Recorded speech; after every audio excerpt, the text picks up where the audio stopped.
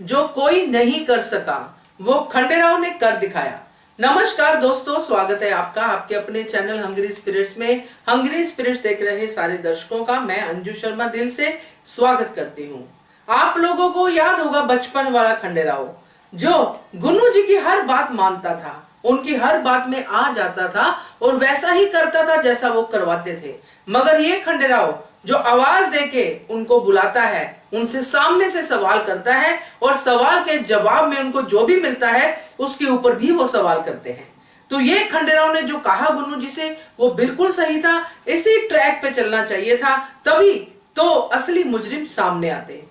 मगर हुआ क्या, चलिए इस पे चर्चा करते हैं। मगर पहले वही गुजारिश, जिन्होंने अभी तक चैनल को सब्सक्राइब नहीं किया है कर लीजिए, साथ में दोस्तों बेल आइकन दबाइएगा ताकि आपको हमारे वीडियोस के नोटिफिकेशन मिलते रहें। जब खंडेराव गुन्नू जी से ये सवाल करते हैं कि आपने कहीं ये काम तो नहीं किया है धनाजी सरदार को भगाने का, तो गुन्नू जी उनकी तरफ देखते हैं और अपने आप से ही चीजों को प्लस करना शुरू करते हैं कि मुझ पे इल्जाम लगा रहे हो, तुम मुझे ऐसा बोल रहे हो, तुम्हें रिश्तों की कदर नहीं है, वो सब चीजें बोलते हैं और साथ में अपनी ईमानदारी की भी दुहाई देते हैं।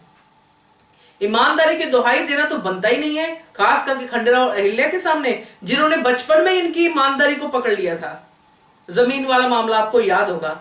फिर भी ईमानदारी की दुहाई देते हुए वो खंडेराव के ऊपर बातें करते हैं। तुम्हारी ऐसी हिम्मत कैसे हुई, तुमने ऐसे कैसे बोला, तुमने सुना नहीं मल्हार सरकार ने क्या कहा, उन्होंने मुझे क्या कहा। और अगर जब ये बोलते हैं, अपने जो गुन्नू जी सरदार हैं, ये बोलते हैं कि मेरे पिता ने भी मुझे क्लीन चिट दे दी है, उन्होंने नहीं कहा कि मैं हूं उनके साथ कसूरवार, तो जो खंडेराव ने कहा दिल खुश हो गया। दोस्तों यही है सही समझ की पहचान।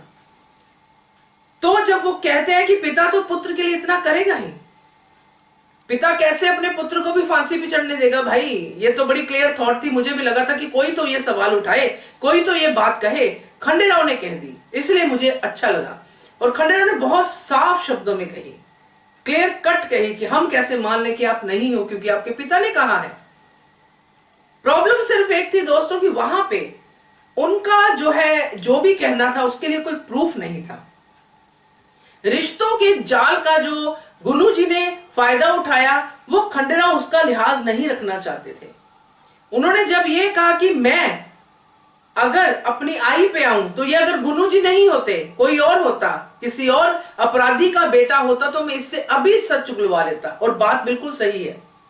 और अगर मैं अपनी तरफ से आपको बताती हूं, अगर ये मिलकर ये अनाउंसमेंट पूरे मालवा में हो जाए कि बेटा की जगह बेटे को फांसी होने वाली है, तो धनाजी सरदार किसी भी कोने में होंगे, निकल के बाहर आएंगे। ऐसा कुछ था अपने खंडेराव का तरीका, जो एक होता है ना कि एक सख्त शासक के तौर पे था। मगर जो मल्हार सरकार है वो किसी और तरीके से चीजों को देखते हैं।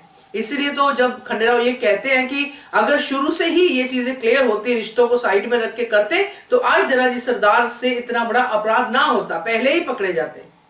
तो ये सब बातें जब खंडेराव कहता है, जब वो सामने से गुन्नू जी को कहता है कि आप आरोपी हो, तो गुन्नू जी का रिएक्शन तो बनता ही बनता है। वहां पे उन्होंने दिया नहीं क्योंकि उनका सोचने का तरीका काया है, करप्ट है, उनको पता है उन्होंने क्या किया है, तो वो उस तरीके से सोच के उन्होंने और ही प्लानिंग की हुई है।